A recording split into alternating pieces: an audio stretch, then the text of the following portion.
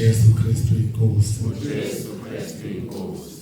Ngibingelela baba Tsibande, ngibingelela umama Apostle Tsibande, ngibingelele umama umfundisi Zundi, ngibingelele umfundisi umnikati, ngibingelela bonke abafundisi abakhona ibasha amagama ngebo angibaza abanye, ngibingelela ibandla lonke ngibala ngawani anginazi bazalwane. Umsaba wenkosi izikhali omphambi kwenu isendaweni yaseMandeni ukusizwa inkosi ngilapha emafakatini la ngakhelwa khona kuphuma khona unkosikazi egameni likaJesu. Ngizobonga kakhulu bazalwane umusa engawufumanayo ngaleli vangeli likababa Tsibande ngomunye wehlenyuka emabandleni ngela ngiphuma kodwa iqiniso lakho lumile ukuthi kumfundisi oyedwa nje osho kuhlukile nabo bonke.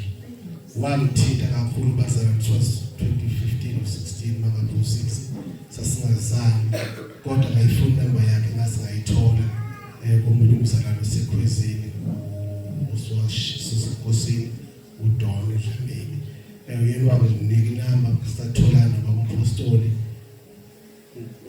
Uxolisa kwami ukuthi ngaphuza ukuthatha isinqumo sihlanganisa nemali uyihlanzele ithanda okuningi kwavuleka efundweni zonke ikhona imfundiso ezazikhona bazana nokuyiqiniso ukuthi ngangakhona bazana kungakhona ukwenza konke ukungcono ukukhona kodwa ngenxa yeqiniso elimisezweni walahibhula walihluba kwampostoli ekhwezini noma kuzokube manje kuningi asakuvulayo ngangomunye wekhoze imthandazo ukuthi ngicela ukukhuleko ngicela ukukhuleka umthandazisi 1 no 2 no 3 awuphumeleli kodwa kanti mase ngifikile kwampostoli sizo kwaNkulunkulu akukho kunye wayengitshelayo athi kukhuleka silukuhle mangwenza lokho ngenxa yezana umkhuleko wonke kwase Roma 10:9 olukhuleka lomkhuleko kuphele ngoNkulunkulu besoze ukuzokwenza umsebenzi wangilekelela uNkulunkulu wangithwala kwaze kwaba la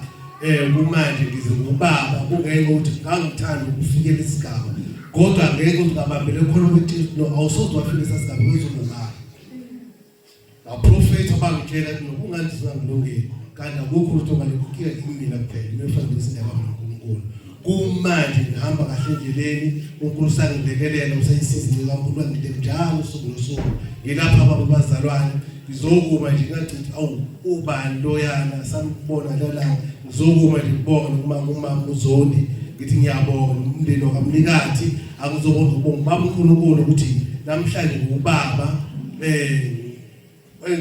ngubaba ngonkosikazi okhuliswe izandla zabazali balapha ekhaya. Ngiyabonga kakhulu ngaphambi kokuholi bokababa uNtsibane. Ngiyabonga kakhulu bazalwane ngiyasaba sekukhona ukuqhamuka la uJesu Kristu inkosi.